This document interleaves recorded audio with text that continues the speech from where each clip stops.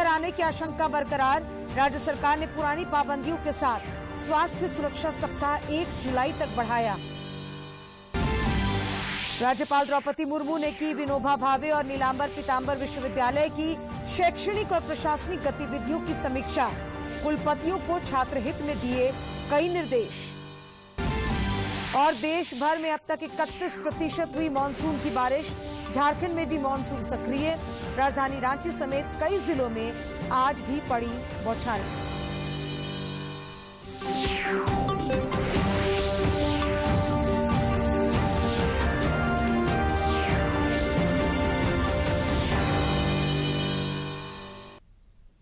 नमस्कार, खबरें झारखंड में आपका स्वागत है। मैं हूं अशीता आनंद और समाचारों में आगे बढ़ने से पहले ये संदेश। देश भर में 18 वर्ष से अधिक आयु के सभी लोगों के लिए सरकारी केंद्रों में निःशुल्क टीकाकरण अभियान चलाया जा रहा है। दूरदर्शन आप लोगों से अपील करता है कि कोविड रोधी टीका जरूर लगवाएं। कोरोना महामारी के प्रति कोई भी लापरवाही ना बरतें। जब तक आवश्यक ना हो घर से बाहर ना निकलें और इन आसान उपायों का पालन करें। मास्क लगाएं, 2 गज की सुरक्षित दूरी बनाए रखें, बार बार हाथ धोएं और चेहरा साफ रखें। कोविड से संबंधित जानकारी और मार्गदर्शन के लिए राष्ट्रीय हेल्पलाइन काम कर रही है। इनके नंबर हैं 011-2397-8046 और 1075। अब समाचार विस्तार से। प्रधानमंत्री नरेंद्र मोदी की अध्यक्षता में आज केंद्रीय मंत्रिमंडल की बैठक हुई। इस दौरान केंद्रीय मंत्रिमंडल ने प्रधानमंत्री गरीब कल्याण योजना के तहत अतिरिक्त खाद्यान्न के आवंटन को मंजूरी दे दी। इसके तहत अगले 5 महीनों तक यानी जुलाई से लेकर नवंबर 2021 तक 81.35 करोड़ लाभार्थियों को हर माह मुफ्त में प्रति व्यक्ति 5 किलो अनाज मिलेगा। देश में कोरोना संक्रमण के दैनिक मामलों में लगातार गिरावट आ रही है। पिछले 24 घंटों में 50,848 नए मामले सामने आए हैं। इस अवधि में 68,000 से अधिक संक्रमितों ने इस महामारी को मात दी है। कोरोना वायरस के दैनिक मामलों में लगातार गिरावट दर्ज की जा रही है। देश भर में 50,848 नए मामले सामने आए। वहीं देश में अब तक 2,89,94,855 लोग ठीक हुए हैं। साथ ही देश में दैनिक पॉजिटिविटी दर 2.67% हो गई है। पिछले 24 घंटों में 1,358 लोगों की मौत हुई।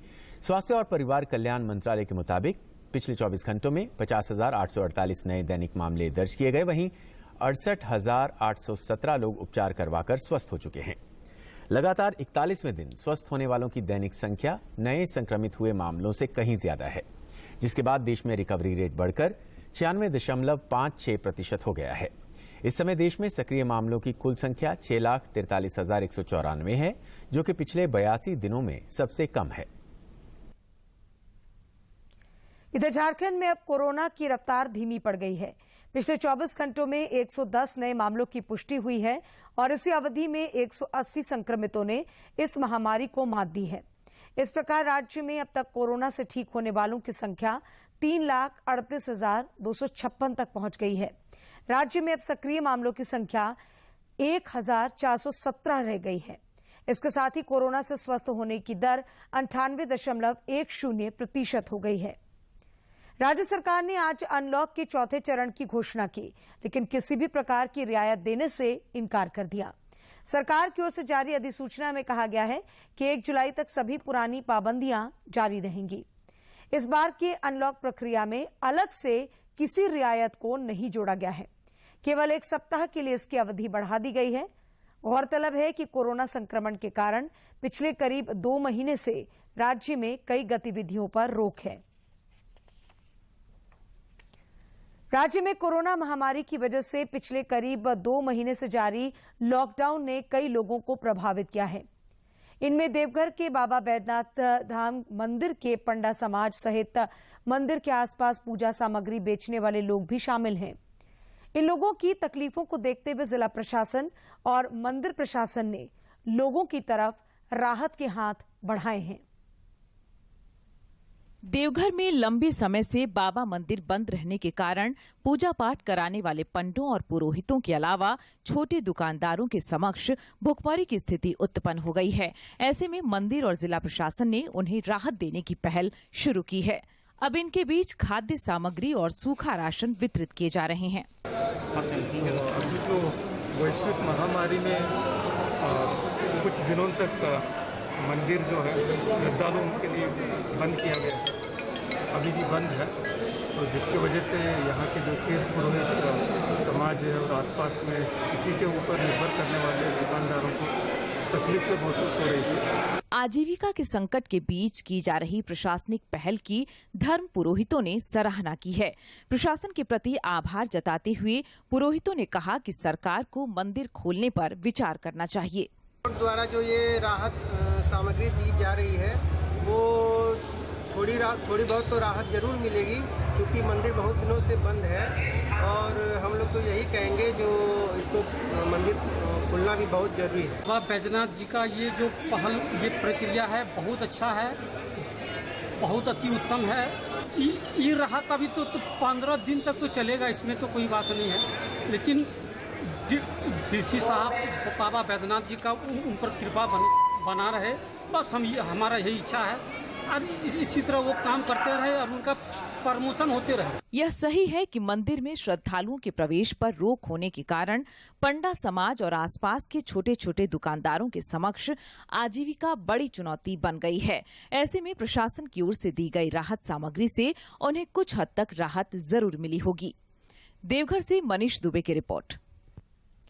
कोरोना के खिलाफ टीकाकरण अभियान में भारत लगातार नई सफलता हासिल कर रहा है। देश में अब तक 29 करोड़ से ज्यादा लोगों को कोविड के टीके लगाए गए हैं। कल एक दिन में 54 लाख से ज्यादा टीके लगाए गए। देश में कोरोना के खिलाफ जारी जंग में टीकाकरण अभियान तेज गति से जारी है। देश में अब तक 29 करोड़ 46 लाख 39,511 से ज्यादा कोविड टीके दिए जा चुके हैं। पिछले 24 घंटों में 54 लाख 24,374 टीके लगाए गए।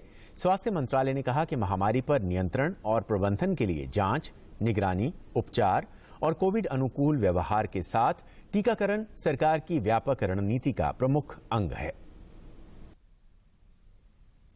दुमका जिले में कोरोना से बचाव के लिए टीकाकरण अभियान जन अभियान बन चुका है। जहां एक और ग्रामीण क्षेत्र में टीकाकरण की दर में तेजी से सुधार हुआ है, वहीं शहरी क्षेत्र में ज्यादा से ज्यादा वैक्सीनेशन कैंप लगाकर 100% टीकाकरण का लक्ष्य हासिल करने की कोशिश में आम लोग भी प्रशासन के साथ खड़े हैं।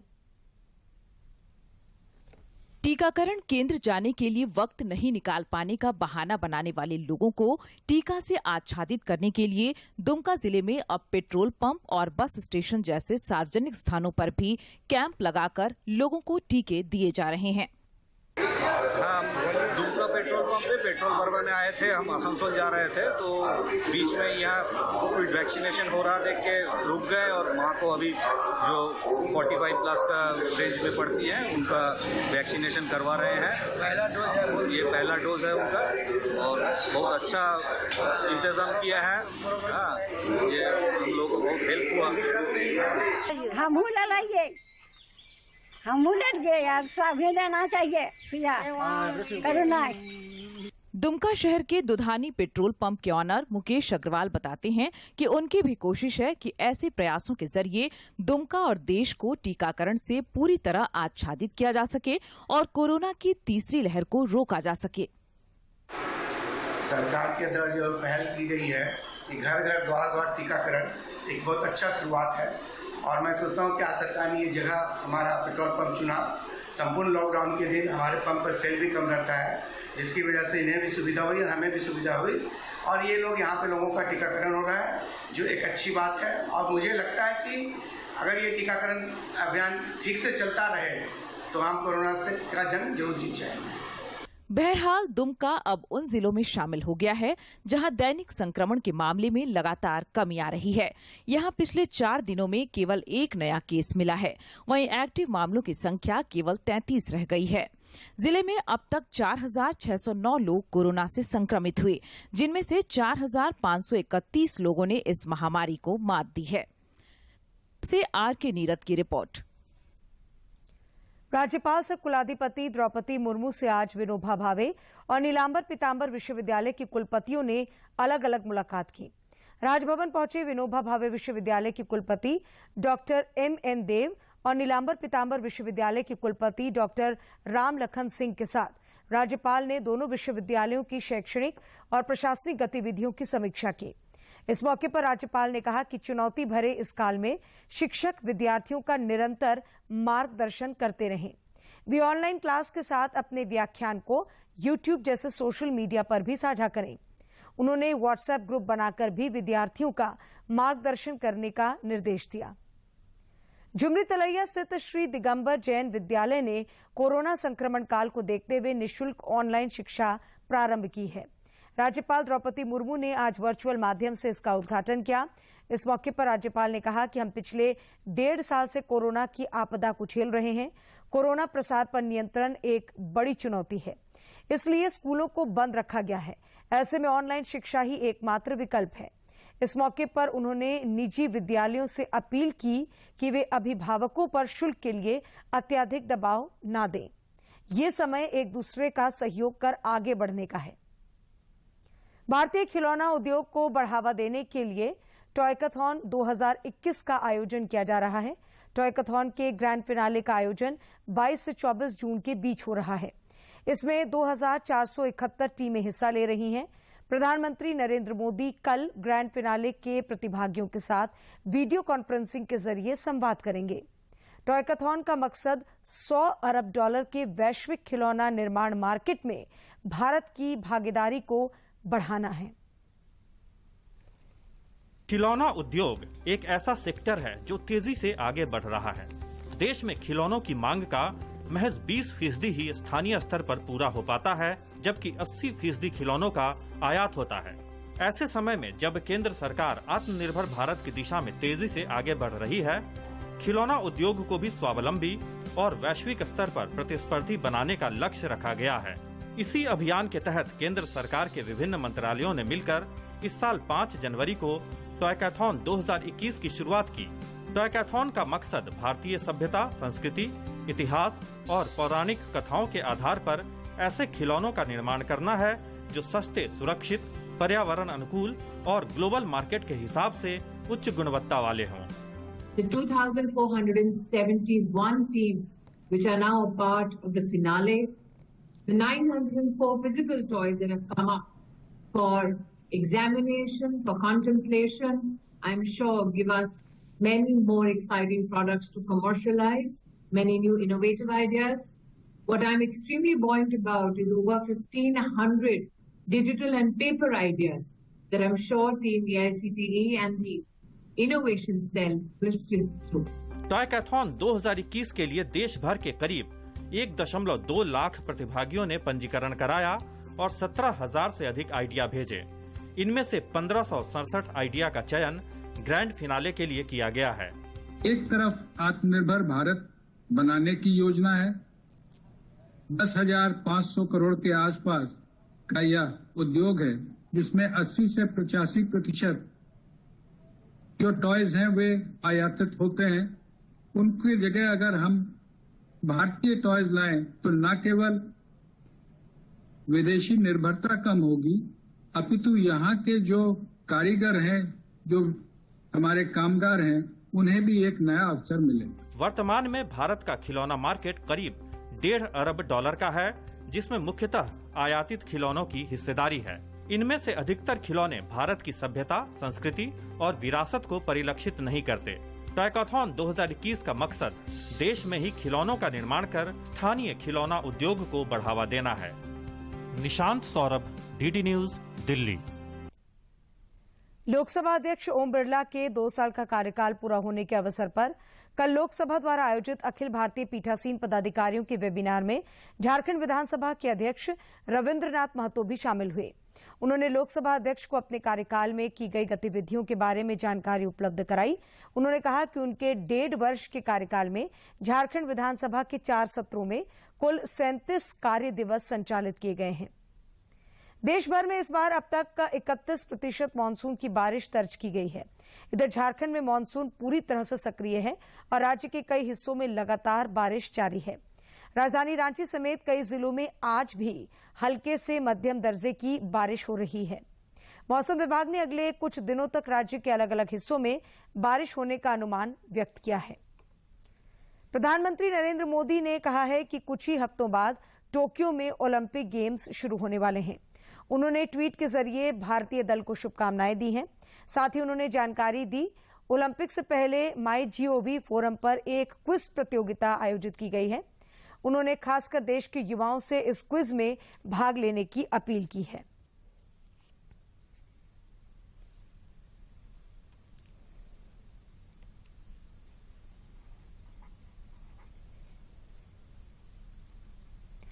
भारतीय घुड़सवार फवाद मिर्जा का सपना इस बार टोक्यो में होने वाले ओलंपिक में देश के लिए मेडल जीतना है। फवाद मिर्जा ने 2018 में एशियन खेलों में 2 रजत पदक हासिल किए थे।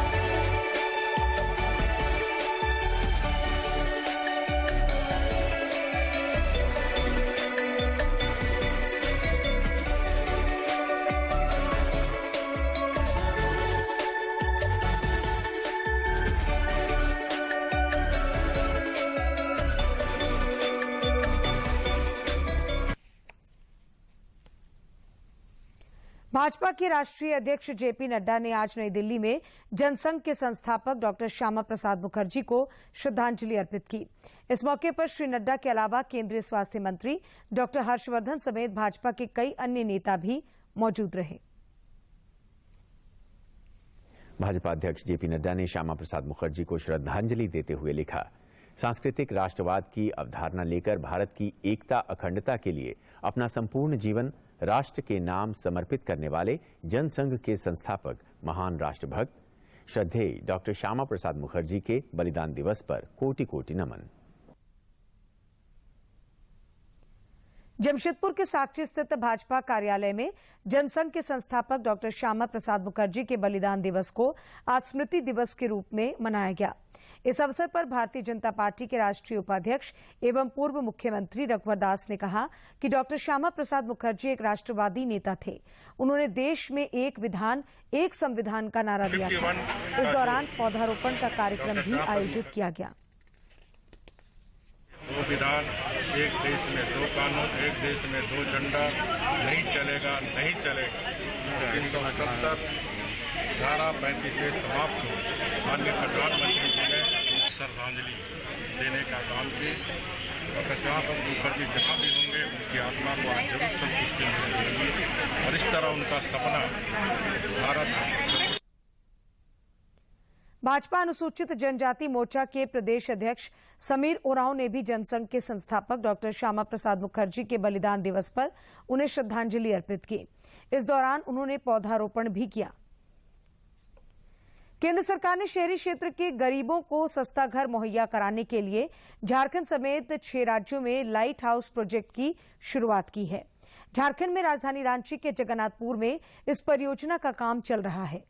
25 जून को प्रधानमंत्री नरेंद्र मोदी वीडियो कॉन्फ्रेंसिंग के जरिए इस परियोजना की प्रगति की समीक्षा करने वाले हैं। केंद्रीय आवासन और शहरी कार्य मंत्रालय के सचिव दुर्गा मिश्रा कहते हैं कि प्रधानमंत्री नरेंद्र मोदी की पहल पर पहली बार लाइट हाउस प्रोजेक्ट का कॉन्सेप्ट देश में धरातल पर उतारा गया है। हमने ग्लोबल हाउसिंग टेक्नोलॉजी चैलेंज किया। पूरे दुनिया के जो कंस्ट्रक्शन टेक्नोलॉजी उन लोगों को बुलाया, उनके चैलेंज के तहत ऐसी 6 टेक्नोलॉजी सेलेक्ट किया और आज जो इस साल की शुरुआत में 1 जनवरी को माननीय प्रधानमंत्री जी ने चेन्नई में, राजकोट में, इंदौर में, लखनऊ में, रांची में और अगरतला में 6 ऐसी टेक्नोलॉजी जो हमारे देश में नहीं थी, जो कि आपको आश्चर्य होगा कि 14 मंजिल तक की बिल्डिंग केवल 8-10 महीने में बन करके तैयार हो जाएगी, 1000 ज्यादा मकान बन के तैयार हो जाएंगे। तो इस नई टेक्नोलॉजी की शुरुआत ये जो हुआ है लाइट हाउस प्रोजेक्ट जिसको कहते हैं, इसका भी शुरुआत हुआ। ऐसे तमाम किस्म की फाइनेंसिंग की व्यवस्था कि जिससे कि लोगों को इसमें हमें कोई दिक्कत ना आने पाए, ऐसे मल्टीपल हमने अप्रोच अप्लाई, जिससे कि हम लोग इस मकान को जो 2022 का माननीय प्रधानमंत्री का सपना है, उस सपने के हिसाब से हम लोग इसको पूरा कर सके। रांची में लाइट हाउस प्रोजेक्ट की प्रभारी और सहायक नगर आयुक्त शीतल कुमारी ने बताया कि इस परियोजना के माध्यम से प्रधानमंत्री ने रांची वासियों को बड़ी सौगात दी है। इसके तहत कुल 1008 घरों का निर्माण किया जा रहा है। ये लाइट हाउस प्रोजेक्ट सरकार की एक बहुत ही महत्वपूर्ण योजना है। इसमें पूरे भारत में 6 स्थानों का चयन किया गया है और रांची भी उसमें से एक है। रांची में धुरवा सेक्टर 1 के अंतर्गत लाइट हाउस प्रोजेक्ट का निर्माण किया जा रहा है और इसमें टोटल 1008 आवासों का निर्माण किया जाना है, जिसकी कुल लागत 133 करोड़ रुपए है। सहायक नगर आयुक्त बताती हैं कि लाइट हाउस प्रोजेक्ट में भवन निर्माण की एक विशेष तकनीक का प्रयोग किया जा रहा है, जिससे ऐसे भवनों का निर्माण कम समय और कम लागत में संभव हो पाता है। जी हाँ, इसके अंतर्गत एक महत्वपूर्ण टेक्निक का इस्तेमाल किया जा रहा है। 3D वॉल्यूमेट्रिक प्रीकास्ट टेक्निक का इस्तेमाल किया जाता है, जिसमें कम लागत और कम समय के अंतर्गत एक बहुत ही बेहतरीन आधारभूत संरचना का निर्माण किया जाएगा। प्रधानमंत्री नरेंद्र मोदी वर्ष 2022 तक सभी बेघरों को घर उपलब्ध कराने के लिए कृत संकल्पित हैं। लाइट हाउस प्रोजेक्ट उनके इसी संकल्प का एक हिस्सा है। रांची से प्रताप की रिपोर्ट। लोहरदगा जिले में आज उपायुक्त दिलीप कुमार टोपो की अध्यक्षता में निर्वाचन संबंधी तैयारियों को लेकर एक महत्वपूर्ण बैठक आयोजित की गई। इस दौरान उपायुक्त ने सभी प्रखंड विकास पदाधिकारियों को मतदान केंद्रों का भौतिक निरीक्षण कर प्रतिवेदन सौंपने का निर्देश दिया। उन्होंने मतदान केंद्रों में बिजली, पेयजल, भवन, शौचालय और रैंप की स्थिति की जानकारी मांगी है। दूरदर्शन और ऑल इंडिया रेडियो के न्यूज नेटवर्क पर आज भी देशवासियों को सबसे ज्यादा भरोसा है। रॉयटर्स इंस्टीट्यूट की डिजिटल न्यूज रिपोर्ट 2021 के 10वें संस्करण में प्रकाशित रिपोर्ट में इसका खुलासा किया गया है। रांची में फलों का बाजार इन दिनों तरह तरह के आमों से भरा पड़ा है। बाजार में लंगड़ा, मालदा, हिमसागर, आम्रपाली, दशहरी जैसे दर्जनों किस्म के आम उपलब्ध हैं। हर किस्म के आम की अपनी अपनी खासियत है, मगर झारखंड के गांवों में मिलने वाले देहाती बीजू आम की बात ही कुछ और है। बात आम की हो और झारखंड में मिलने वाले देहाती बीजू आम की चर्चा न हो तो यह बेमानी है। आम के शौकीनों का मानना है कि जब तक देहाती बीजू आम चूस न ले, मन ही नहीं भरता। बीजू आम है भाई, खासियत यही है कि जंगल देहात में बचता है। इसका खासियत यही है कि जो भी आदमी खाता है बहुत अच्छा से खाता है, चूसता है, और मतलब कि जब ये आम को खाएगा न तब कहेगा कि आम है। राज्य के गांव में बीजू आम की असंख्य प्रजातियां मिलती हैं। मिठास, रस और सुगंध में उनका कोई सानी नहीं है। लोग कहते हैं कि बीजू आम सस्ता भी है और इससे स्वास्थ्य को कोई नुकसान भी नहीं होता। बीजू आम ले रहे सर, बाजार में तो बहुत सारा आम है सर, बहुत सारा मालदा झालदा है, लेकिन सर बीजू आम का बात ही कुछ खास खासियत सर, इसका मीठा भर बहुत सुंदर है सर, और बाल्टी भर भी खाइए लेकिन मन नहीं भरता। ऐसा है ना,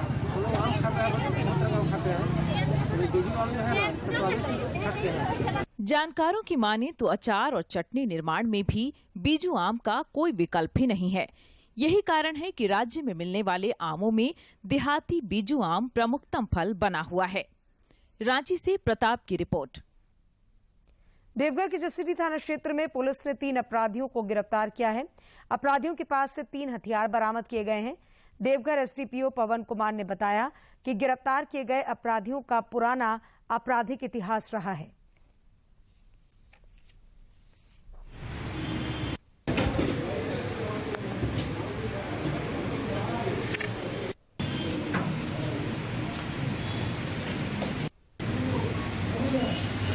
दो 2021 को एक सूचना प्राप्त हुई थी कि गिद्धनी जो जसीडीह थाना अंतर्गत पड़ता है, वहाँ एक अपराधी आर्म्स लेके घूम रहे हैं, जो पूर्व में भी आर्म्स एक्ट में आरोप पत्रित है। प्राप्त सूचना के आलोक में उपयुक्त सूचना को जिले के वरीय पदाधिकारी को दिया गया, जिसके आलोक में जसीडीह थाना प्रभारी द्वारा काफ़ी ही प्रोफेशनल ढंग से अपनी टीम द्वारा गिद्धनी में अपराधी को पकड़ा गया, जिसके पास से एक देसी पिस्टल तथा कारतूस बरामद हुआ। प्रधानमंत्री नरेंद्र मोदी 27 जून को आकाशवाणी पर मन की बात कार्यक्रम में अपने विचार साझा करेंगे। ये मासिक रेडियो कार्यक्रम की 78वीं कड़ी होगी। प्रधानमंत्री संग अपने सुझाव एवं विचार साझा करने के लिए डायल करें टोल फ्री नंबर 1800-117800 या फिर MyGov के ओपन फोरम पर पोस्ट करें।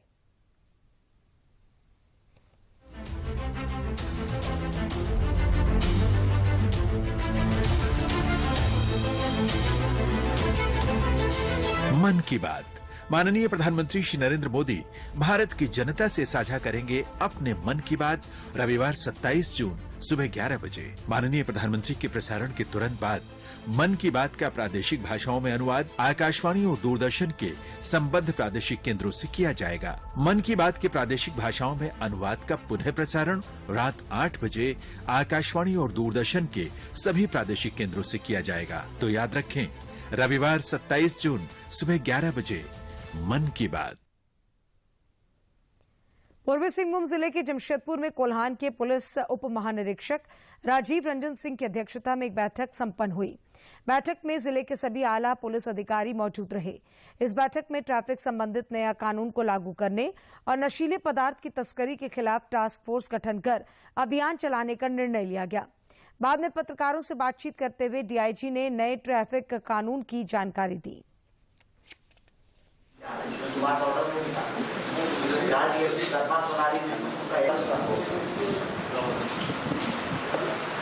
इंटरनेशनल ड्रग्स एक्ट में संशोधन किया गया है और झारखंड सरकार उस संशोधन को एक्सेप्ट किया। तो कम लोगों को पता होगा कि जो नए एक्ट बने हैं इसमें जो 3 धारा है, एमरी एक्ट का धारा 184 का मतलब है 184 हम मतलब बताएंगे 184, 185 और 197। इन 3 धाराओं में ट्रैफिक पुलिस को बिना वारंट के गिरफ्तार किए जाने का निर्देश उस एक्ट के हिसाब से पावर प्राप्त है। समझ रहे हैं? और इसमें उच्चतम न्यायालय में कंप्लायंस देना है कि कितने लोग गिरफ्तार हुए। दूरदर्शन झारखंड पर पल पल की खबरों से जुड़े रहने के लिए आप हमारे social media platform Twitter, Facebook और यूट्यूब से जुड़ सकते हैं, क्योंकि खबरों से जितना बाखबर रहना जरूरी है, उससे ज्यादा जरूरी है सटीक, संतुलित और निष्पक्ष समाचार। हमारा ट्विटर हैंडल और फेसबुक पेज है डीडी न्यूज झारखंड। आप हमें YouTube channel Jharkhand DD news पर भी देख और सुन सकते हैं। और अंत में मुख्य समाचार एक बार फिर। प्रधानमंत्री नरेंद्र मोदी की अध्यक्षता में हुई केंद्रीय मंत्रिमंडल की बैठक। पीएमजीकेवाई के तहत अतिरिक्त खाद्यान्न के आवंटन को मंजूरी। अगले 5 महीने तक लाभार्थियों को मिलेगा मुफ्त अनाज। राज्य में कोरोना की दूसरी लहर पड़ी मंद, पर तीसरी लहर आने की आशंका बरकरार। राज्य सरकार ने पुरानी पाबंदियों के साथ स्वास्थ्य सुरक्षा सप्ताह 1 जुलाई तक बढ़ाया। राज्यपाल द्रौपदी मुर्मू ने की विनोबा भावे और नीलांबर पीतांबर विश्वविद्यालय की शैक्षणिक और प्रशासनिक गतिविधियों की समीक्षा। कुलपतियों को छात्र हित में दिए कई निर्देश। और देश भर में अब तक 31% हुई मानसून की बारिश। झारखंड में भी मानसून सक्रिय। राजधानी रांची समेत कई जिलों में आज भी पड़ी बौछारें।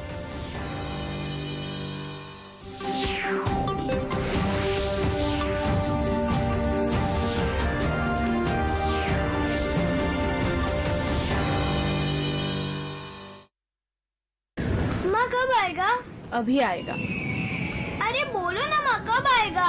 बोला ना, अभी आ जाएगा। ये ले, आ गया कुआं। अरे कुआं नहीं माँ, हमारे घर नल से जल कब आएगा? नल से जल? अरे गुड्डी, बहुत जल्दी आएगा पानी। जल जीवन मिशन आ चुका है। हम एक कदम उठाएंगे तो सरकार 10 कदम उठाएगी। सच? तुम्हारे मुंह में घी शक्कर।